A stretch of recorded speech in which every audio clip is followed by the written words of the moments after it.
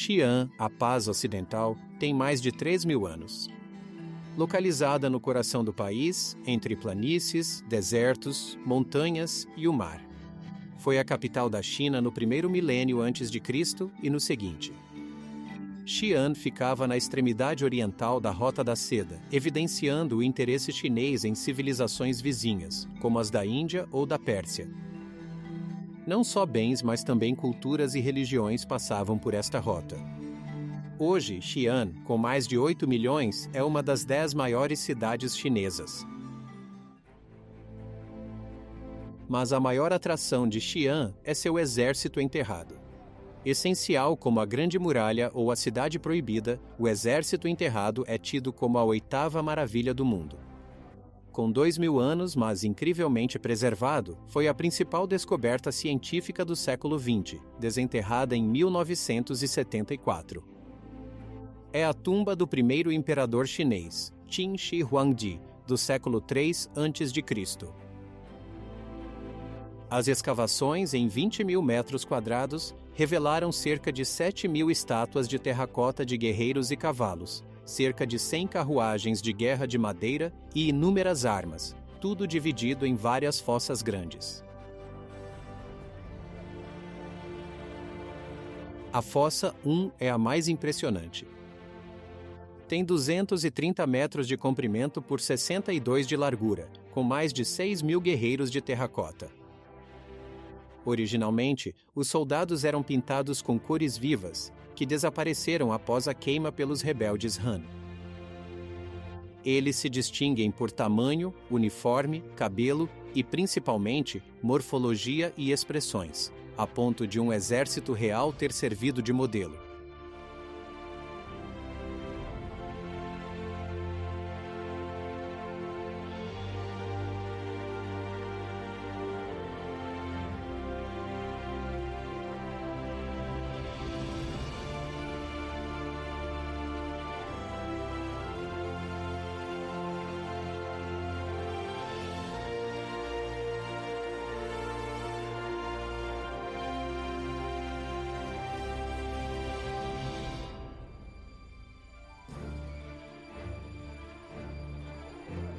A fossa possui 11 corredores de 3 metros, soterrados em argila para vedação. Estima-se que 6.000 estátuas de guerreiros e cavalos ainda aguardam desenterro apenas no Poço 1. O dobro do atual.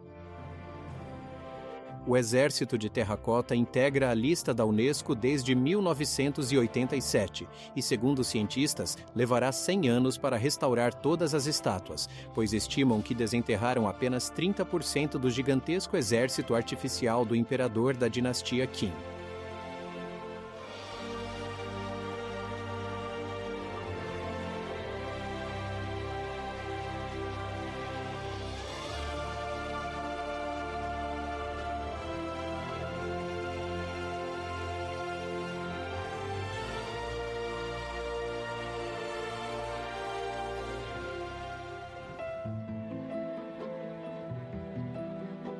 Grandes construções protegem esses poços agora, e um deles guarda muitas carruagens. É possível ver as carruagens usadas para atacar o inimigo na época. As carruagens de madeira desapareceram com o tempo e foram restauradas com grande perícia. Os cavalos de argila não envelheceram. Carruagens de bronze blindadas também aparecem nos relevos.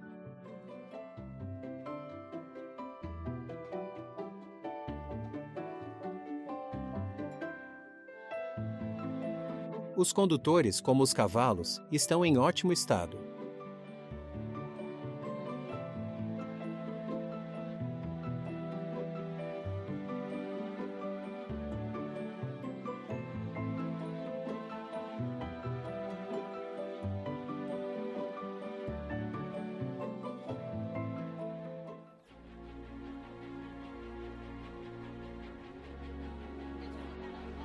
O enterro deste exército foi ordenado em 246 a.C., quando o primeiro imperador, então com 13 anos, acabara de subir ao trono. A construção desta maravilha exigiu 35 anos e cerca de 700 mil artesãos. A fossa número 2 contém 1.400 peças, cavaleiros, seus cavalos e soldados. Eles eram cobertos por um teto de madeira e terra. Contudo, o teto desabou em vários pontos, e a fossa sofreu ataques destrutivos de rebeldes que queimaram e destruíram inúmeras estátuas.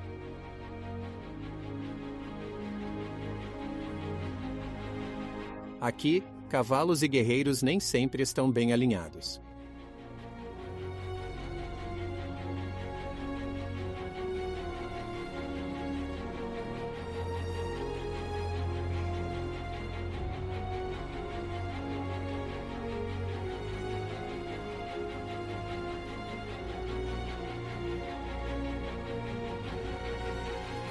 Uma parte do museu inclui peças intactas do exército, como eram quando foram feitas, e outra fossa contém guerreiros com uniformes diferentes. São oficiais de alta patente. As estátuas eram produzidas em massa, montadas e depois cozidas a 900 graus. Cores minerais eram aplicadas após a cozedura, individualizando-as. As figuras eram dispostas militarmente por sua patente. Tudo isso exigia logística e tecnologia incríveis. Esses simples soldados de infantaria, oficiais, guerreiros, batedores, arqueiros, besteiros e até acrobatas e outros artistas, cada um tinha seu lugar neste grande desfile.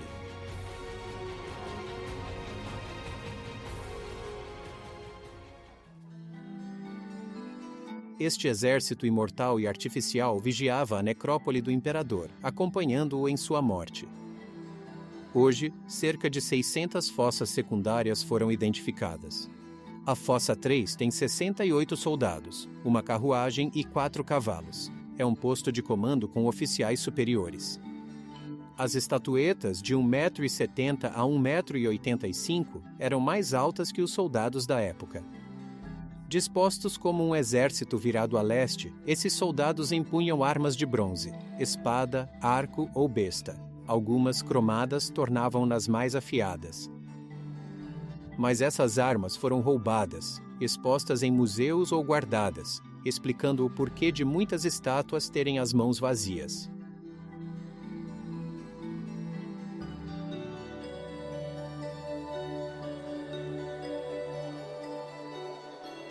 Além disso, as escavações estão longe de terminar e poucas estatuetas foram remontadas.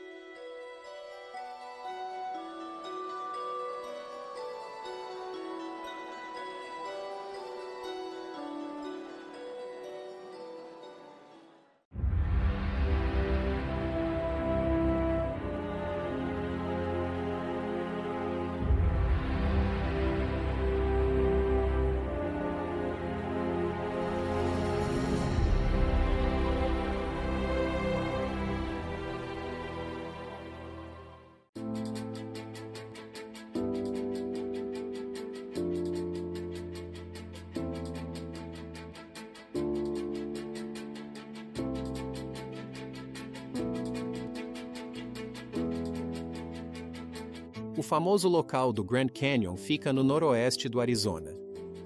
Fundado em 1919, o parque abrange 4.927 km² de área protegida. Sua diversidade e paisagem única fizeram a Unesco declará-lo Patrimônio Mundial em 1979.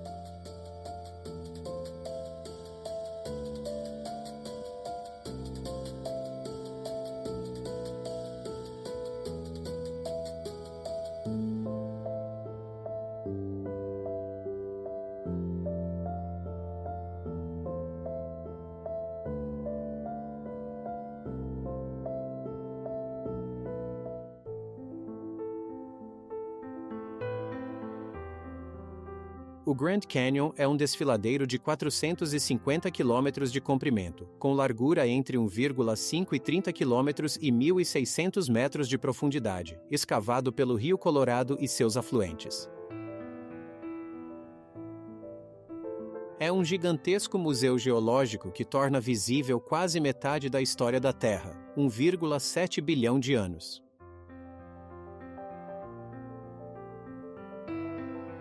O rio Colorado, ao cavar seu curso na região por 5 ou 6 milhões de anos, revelou as camadas geológicas da América do Norte.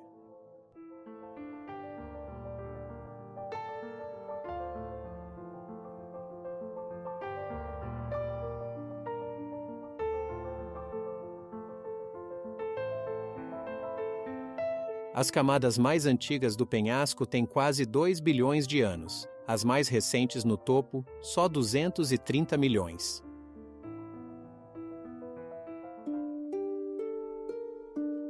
Entre os locais panorâmicos do Canyon, Powell homenageia o americano que desceu o rio de barco em 1869.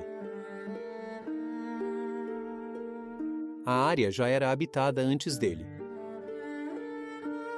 Por milênios, nativos americanos habitaram a região, construindo moradias no Canyon e suas cavernas. Consideravam-no sagrado. Os Anasazi chegaram antes dos Navajo, por volta de 1200.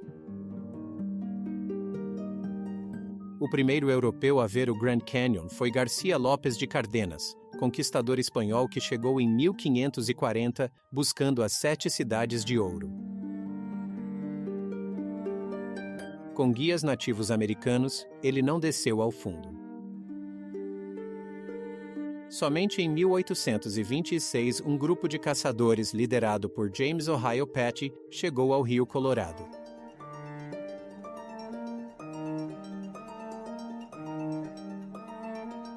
Deste ponto, o abismo, vemos as camadas geológicas sobrepostas.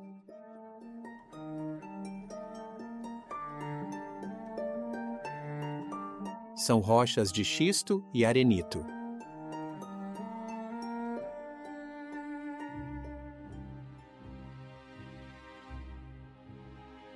Há 65 milhões de anos, o Planalto se ergueu acelerando o fluxo de riachos, rios e escoamento.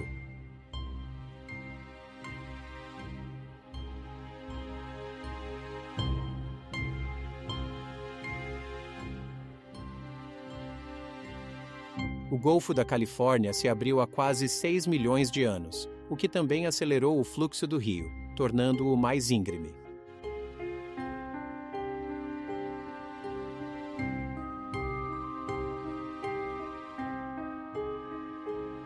No final do século XIX, diante da beleza majestosa do local, empresários criaram os primeiros pontos panorâmicos para o turismo.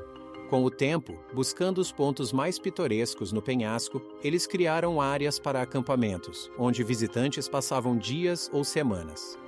Hoje, há mirantes panorâmicos acessíveis a pé ou de carro.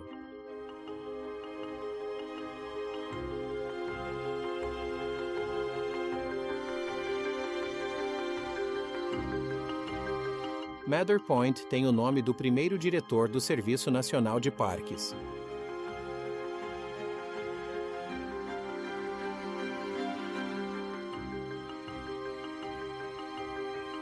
Seu trabalho e influência estabeleceram o Serviço de Parques Nacionais em 1916, sendo seu primeiro diretor.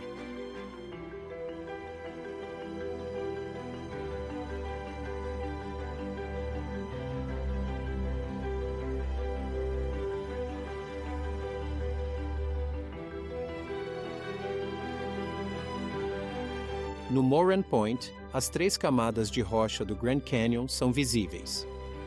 Hoje é um ponto favorito entre fotógrafos e pintores que escolhem este lado para capturar a luz e as sombras nas rochas coloridas do cânion.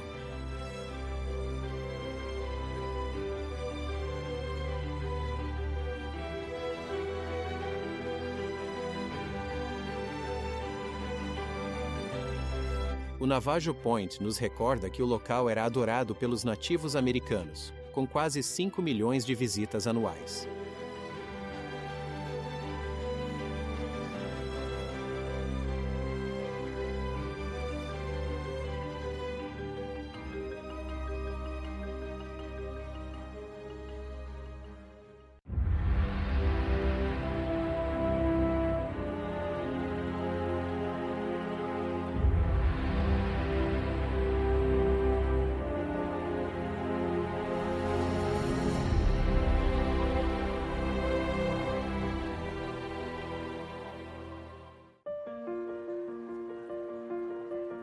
a 900 quilômetros de Havana, no sudeste da ilha Santiago de Cuba, se destaca como a segunda maior cidade do país. Este porto, fundado em 1514, foi palco de batalha decisiva na Guerra Hispano-Americana, levando Cuba à independência séculos depois. Os moradores de Santiago orgulham-se de Fidel Castro ter descrito a sua cidade como o berço da Revolução. Santiago de Cuba é conhecida pelos cubanos como Tierra Caliente, a terra quente. Não só pelas altas temperaturas durante todo o ano, mas também pelo temperamento caloroso e acolhedor de seus habitantes.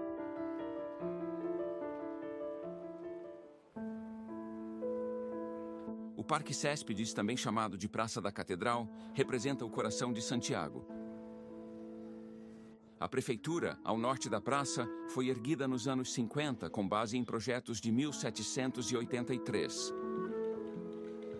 Desta varanda, Fidel Castro anunciou o triunfo da Revolução Cubana em 2 de janeiro de 1959.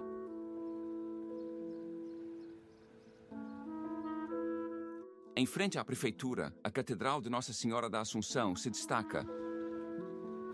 Uma catedral foi construída aqui por volta de 1520, mas foi saqueada por piratas e depois destruída e reconstruída várias vezes devido a terremotos.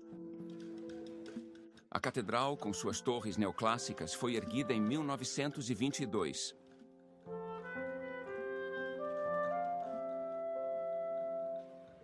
À esquerda da catedral fica a residência mais antiga de Cuba, de 1522. Pertenceu ao governador colonial Diego Velázquez.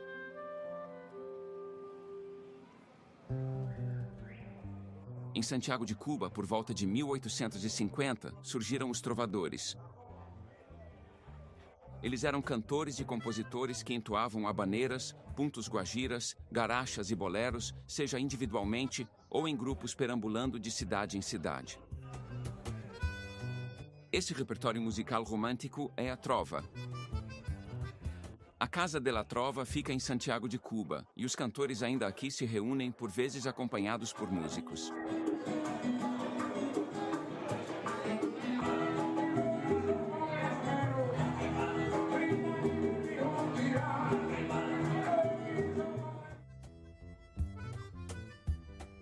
O segundo passatempo nacional de Cuba é, sem dúvida, o dominó.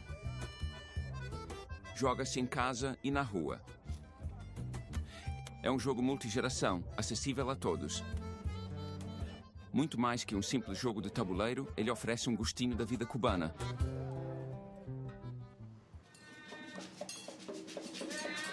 A Praça de Dolores era o mercado da cidade. Hoje, os jovens vêm para cá e, passada a hora mais quente do dia, dançam o dia todo, provando, se é que é preciso provar, que a dança é também um dos desportos nacionais de Cuba.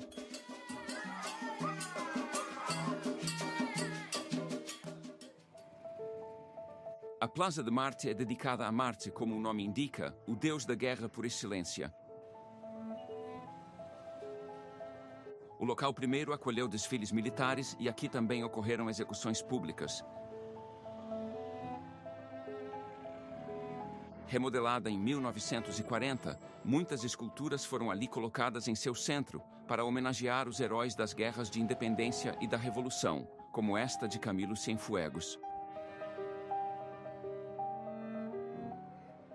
A coluna de veteranos na praça é coroada com um barrete frígio vermelho, branco e azul. É o símbolo da unidade, da independência e da soberania da República. Perto dali, o Museu Bacardi também é de estilo neoclássico. É o museu mais antigo de Cuba. Emílio Bacardi Moreau, que viveu de 1844 a 1922, foi um escritor. Ele também foi o primeiro prefeito de Santiago depois que o país conquistou a independência. Ao lado, o Palácio do Governo Provincial também é do início do século XX. Foi construído pelo mesmo arquiteto que o Museu Bacardi.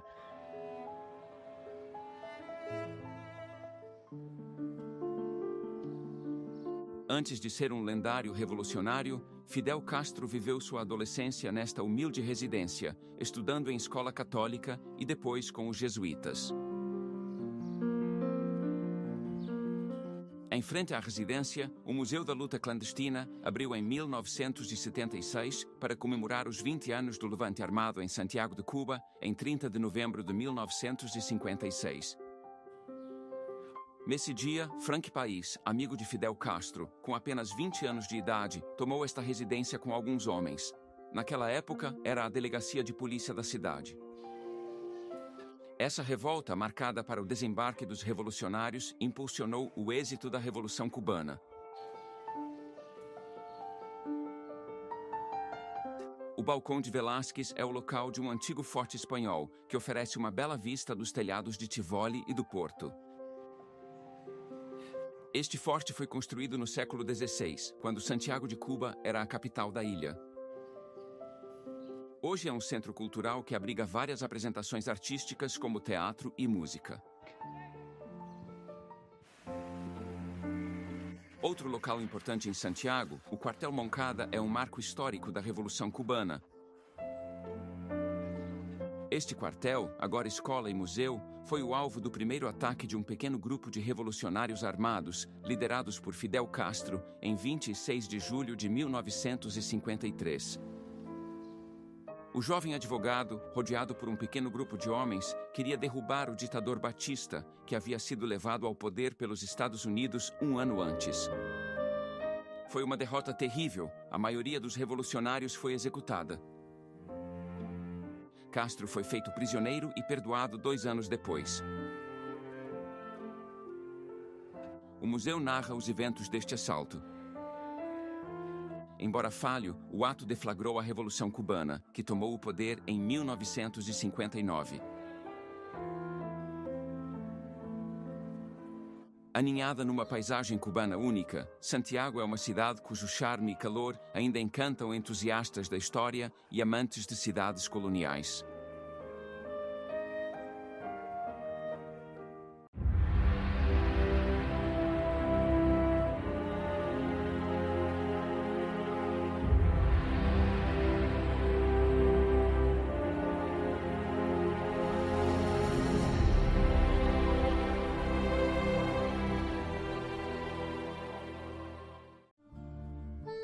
Moscou, à margem do rio Moskva, é capital da Federação Russa.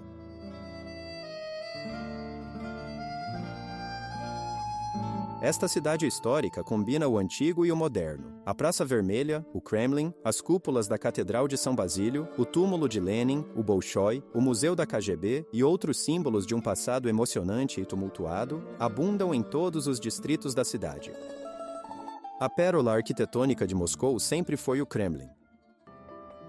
É um complexo fortificado, construído no final do século XV por arquitetos italianos e russos. É cercado por uma muralha que protege catedrais e palácios. O Grande Palácio, construído de 1837 a 1851, foi residência dos czares e da União Soviética, e agora é a residência e o local de trabalho do presidente da Federação Russa. A muralha possui fortes torres de entrada, como a Torre Troitskaya, que tinha um relógio. Como todas as fortalezas, o Kremlin tinha um arsenal, que agora abriga o regimento responsável pela segurança do presidente russo.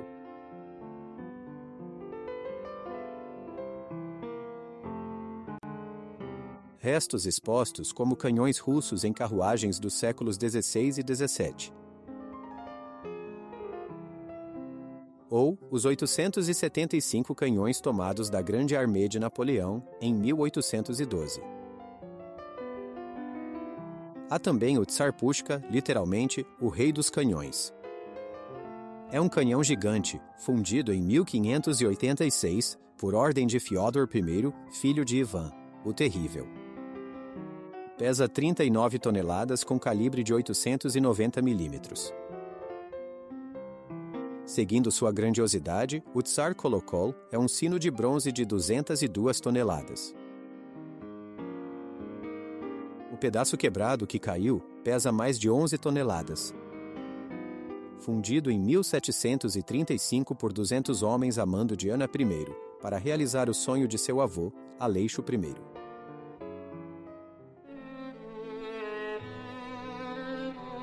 Entre as catedrais do Kremlin, o complexo da Torre Cineira de Ivan III, o Grande, inclui a torre, o Sino da Natividade e a Torre Filaret. A estrutura foi erguida entre os séculos XVI e XVII, na entrada da Praça das Catedrais, onde se encontra a Catedral da Dormição. Foi a primeira igreja de pedra de Moscou, a mais antiga e importante do Kremlin. Em seus degraus, Ivan III, o Grande, rompeu o Tratado Mongol, declarando a independência russa no início do século XVI.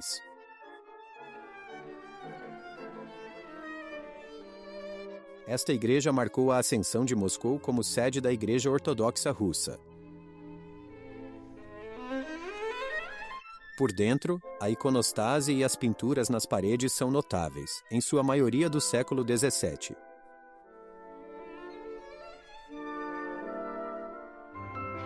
O exterior da Catedral do Arcanjo Miguel é marcadamente veneziano renascentista, mas as cúpulas douradas nos lembram a Rússia. Construída no início do século XVI, a porta central é coberta por um frontão circular e pinturas. As vitórias do exército russo eram celebradas ali, onde há uma iconostase de madeira de 13 metros. Restam poucos fragmentos das pinturas originais da era de Ivan, o Terrível. Foi repintada em meados do século XVII por 92 mestres russos, no estilo das paredes renascentistas. A igreja é também uma necrópole para os grandes príncipes e primeiros czares de Moscou, que repousam sob a proteção de São Miguel. Para a Praça Vermelha, passa-se pelos portões da Ressurreição.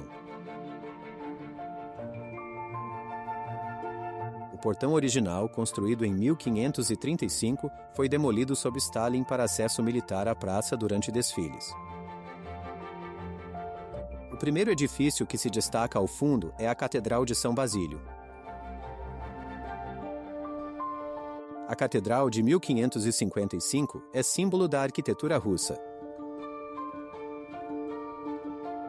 O czar Ivan IV, o Terrível, mandou construí-la para celebrar a anexação do Tartaristão. A construção de 125 anos sofreu muitas mudanças. Escadas cobertas, telhados pontiagudos nos patamares e bulbos com padrões em relevo.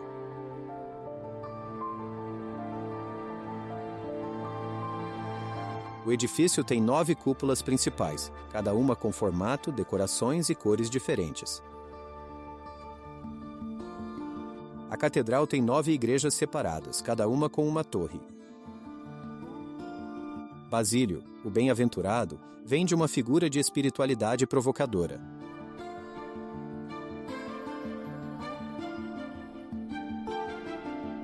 Passou a vida nu e de caridade viveu.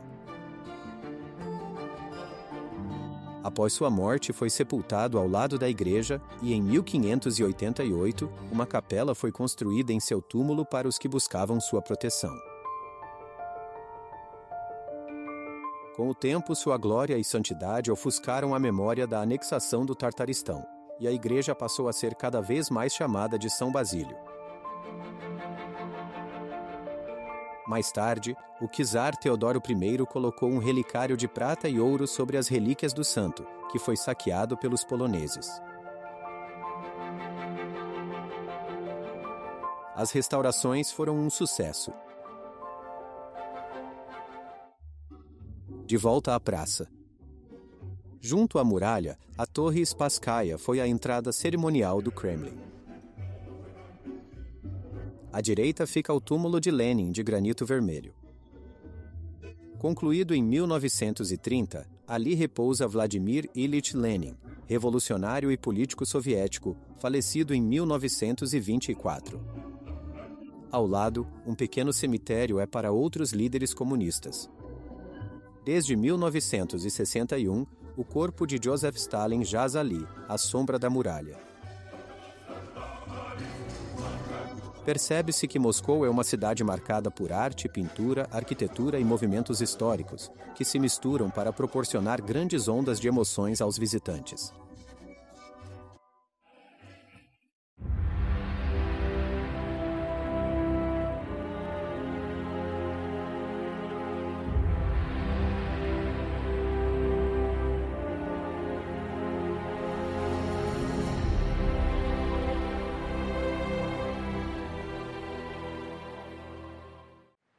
O Vaticano, ou o Estado da Cidade do Vaticano, um enclave em Roma, é o território vassalo da Santa Sé.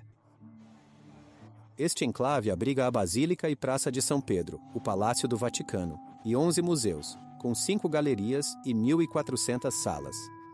Mais de 5 milhões de visitantes anualmente. Considerada Patrimônio Mundial da Unesco, a Basílica de São Pedro, com sua fachada para a praça, é a maior obra arquitetônica de sua época. É um dos monumentos mais visitados do mundo. Mede 219 metros e sua cúpula, 136 metros. Construída de 1506 a 1626. Seus arquitetos principais, Bramante, Michelangelo e Bernini. Entre as colunas coríntias, fica a varanda onde o Papa aparece para as bênçãos.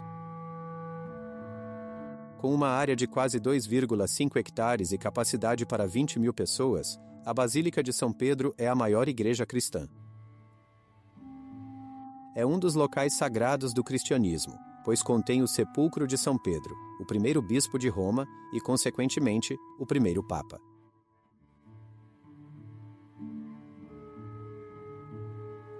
Outra maravilha do Museu do Vaticano é a Capela Sistina. Deve seu nome ao Papa Sisto IV, que a construiu no final do século XV. Nesta capela, cardeais reúnem-se em conclave para eleger o novo Papa. Os afrescos foram criados pelos mais renomados pintores da época. Nomes como Domenico Ghirlandaio, Sandro Botticelli, Cosimo Rosselli, Pintoricchio, Luca Signorelli e Perugino deixaram suas obras-primas nas paredes. Como a Passagem do Mar Vermelho, de Ghirlandaio. E a Punição de Corá, Dathan e Abirão, de Botticelli. Batismo de Cristo, de Perugino.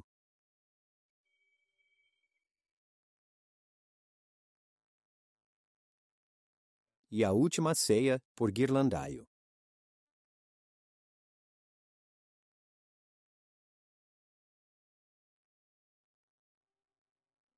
A abóbada da capela foi decorada por Michelangelo, o mestre dos mestres. Retrata cenas do Gênesis, a criação do sol, da lua, de Adão e Eva, a separação da terra e da água, da escuridão e da luz, o pecado original, etc. A criação de Adão é o mais famoso dos 9 afrescos. Ilustra a passagem bíblica: "E Deus criou o homem à sua imagem." A obra é famosa pelo detalhe do dedo de Deus e o de Adão se unindo, sem se tocarem, e dando vida ao homem.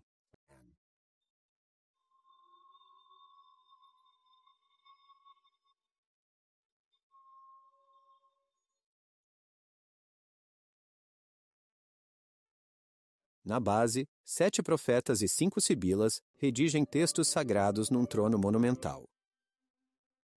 As impressionantes representações, com seu perfeito domínio da anatomia humana, transformaram a pintura ocidental. Michelangelo levou 4 anos para pintar todo o teto da Capela Sistina.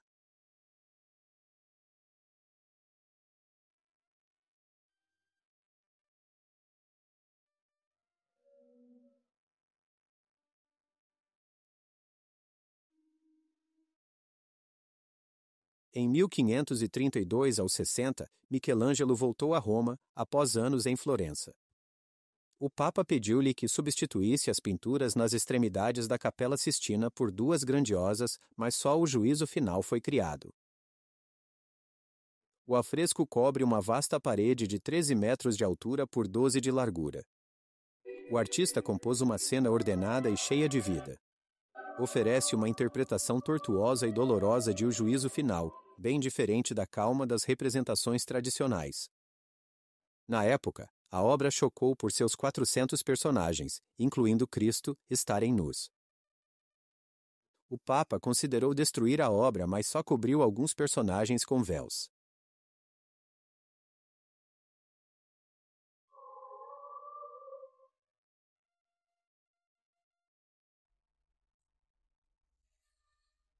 Michelangelo, um dos maiores pintores da história da arte, influenciou muito seus contemporâneos.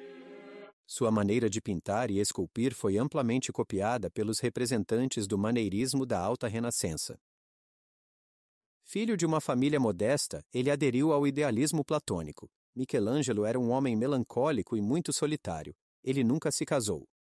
Ele levava uma vida simples e, ao contrário de outros artistas, nunca visou acumular riquezas. Ele era devotado à arte.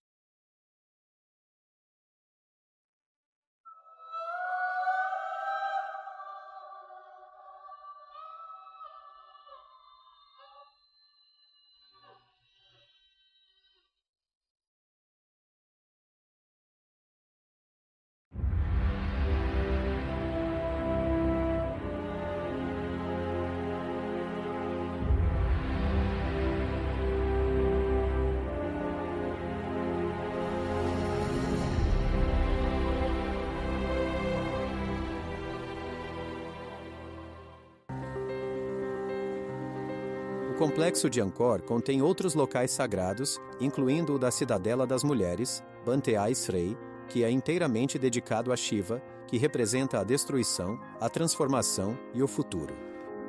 Rodeado por um fosso externo, foi construído no século X com arenito rosa que muda de tonalidade conforme a posição do Sol.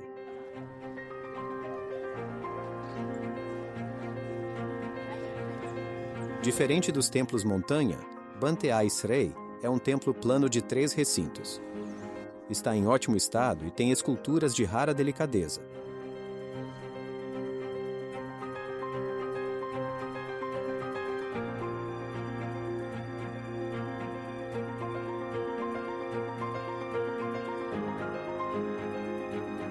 Apesar de seu tamanho modesto, pode-se passar horas admirando suas estátuas, fachadas esculpidas e umbrais de portas com mitologia Khmer. É praticamente uma ourivesaria em pedra.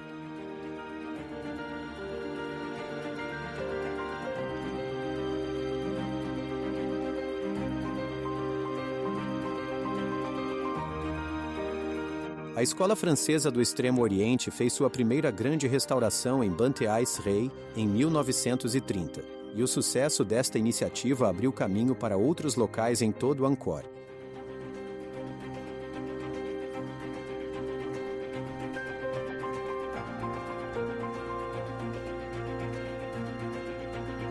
Esculturas e estátuas provêm da mitologia indiana, com representações do Mahabharata e Ramayana.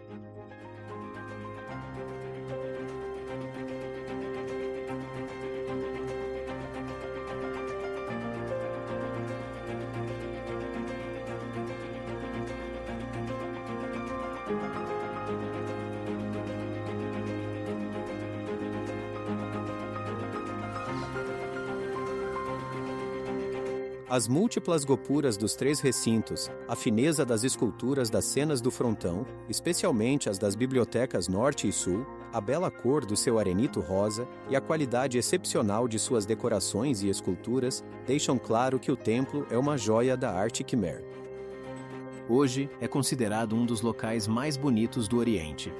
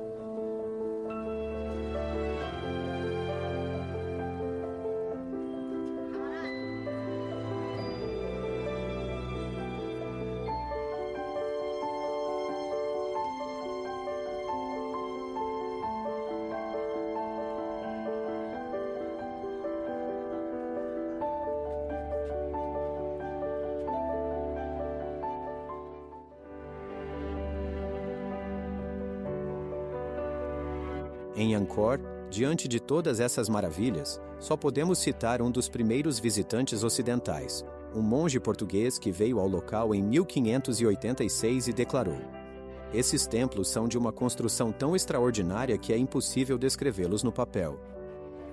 Ainda mais porque não se parecem com os outros edifícios do mundo. Existem torres, decorações e todos os refinamentos que o gênio humano pode conceber. Além disso, esta região de Angkor é muito focada na religião e no misticismo. Porque apesar do estado de abandono do local no século XV e do afluxo de turistas, o templo de Angkor Wat continua a ser um importante local de peregrinação."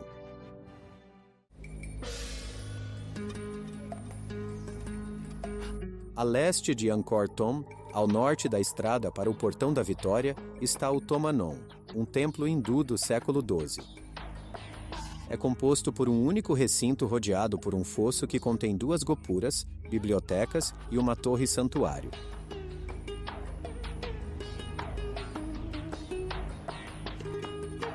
Possui decorações em baixo e alto relevo de notável qualidade, com o Ramayana em destaque.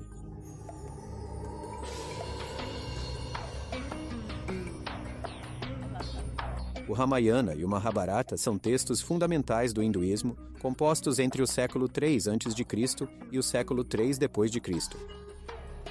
Composto por 24.000 versos, o Ramayana narra o nascimento e a educação do príncipe Rama, o 7º avatar do deus Vishnu. O Ramayana contém muitas histórias, mas não é só religioso. Ele também contém contos lendários, míticos ou cósmicos, como a criação da Terra, por exemplo.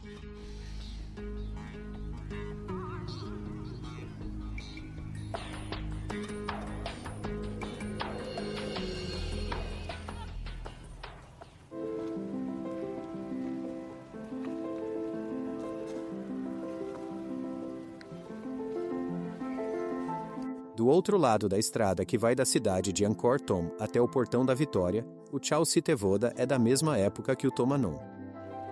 Este templo-montanha também era cercado por uma única muralha, rodeado por um fosso, e possui 4 gopuras nas 4 direções cardeais, bibliotecas e uma torre-santuário. Aqui também as decorações em baixo relevo e alto relevo são de qualidade notável e prenunciam o estilo de Angkor Wat.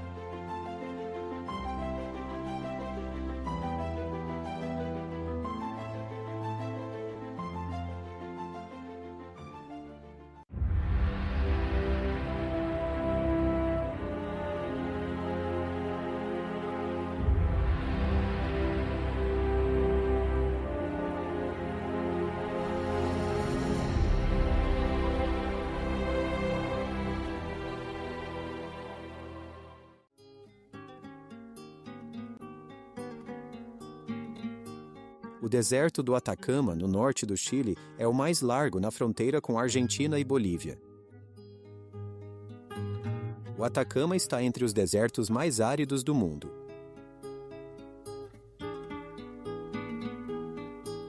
Ao sul do trópico, no cinturão vulcânico, fica o Salar de Águas Calientes. As Águas Quentes. Nesta depressão, que é um deserto de sal, há muitos lagos permanentes e sazonais. A erosão eólica é severa aqui.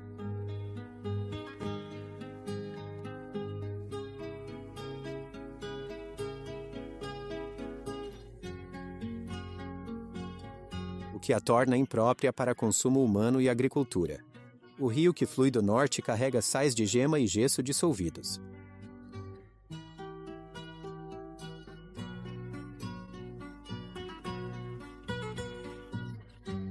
Nestas paisagens deslumbrantes, a vegetação é raríssima, quase nula.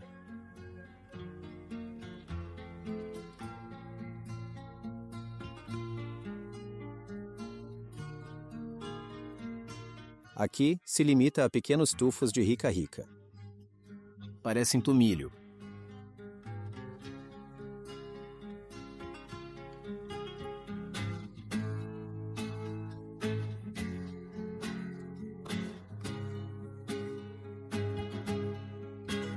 O salar abriga muitas espécies raras e em perigo de extinção, entre elas a vicunha, que não deve ser confundida com a lhama.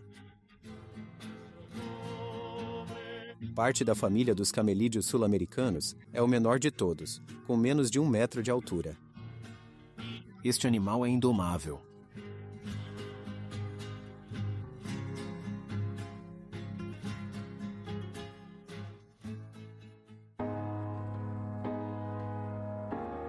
Outro lugar de beleza crua surpreendente, Piedras Rojas às Pedras Vermelhas. Localizadas na margem de uma lagoa, são um antigo fluxo de lava vulcânica. Sua cor vermelha intensa guarda os segredos da fascinante história andina. Fluxos de lava, antigos e recentes, de vulcões próximos nos lembram que a América do Sul desliza sobre a placa do Pacífico a 1,5 centímetros por ano. O continente eleva-se a leste, criando atividade magmática, e isto acontece há 185 milhões de anos.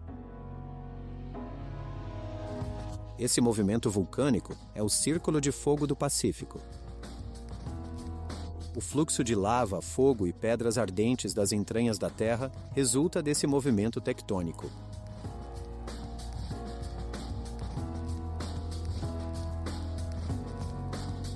Aqui também, milhares de tufos circulares de Rica Rica e Oja Brava, uma grama dourada muito resistente, estendem-se pelo altiplano.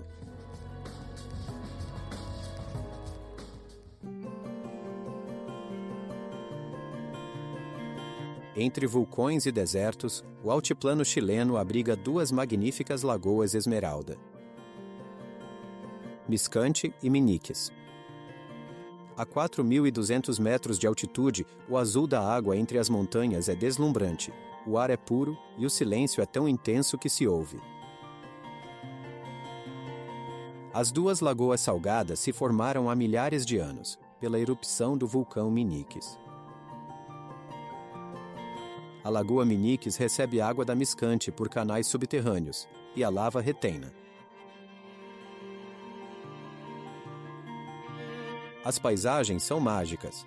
Terra, água, vulcões e céu formam um conjunto extraordinário de cores e silêncio que leva os visitantes à contemplação.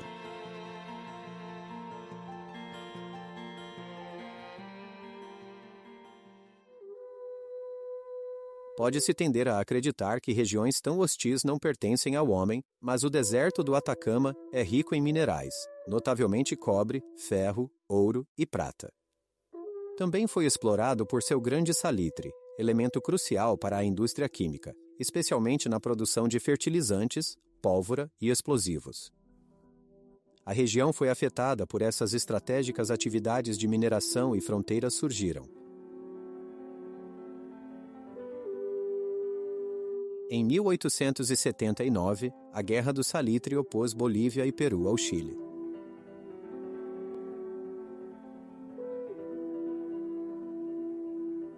O Chile, que emergiu vitorioso da guerra, privou a Bolívia de seu único acesso ao mar ao anexar aquela região. As populações nativas tornaram-se chilenas depois de terem sido bolivianas, e o Chile proibiu a coca e as línguas indígenas. Mas todos os atacamenhos têm primos na Bolívia e na Argentina, e é aí que reside a cultura andina. As fronteiras não existem.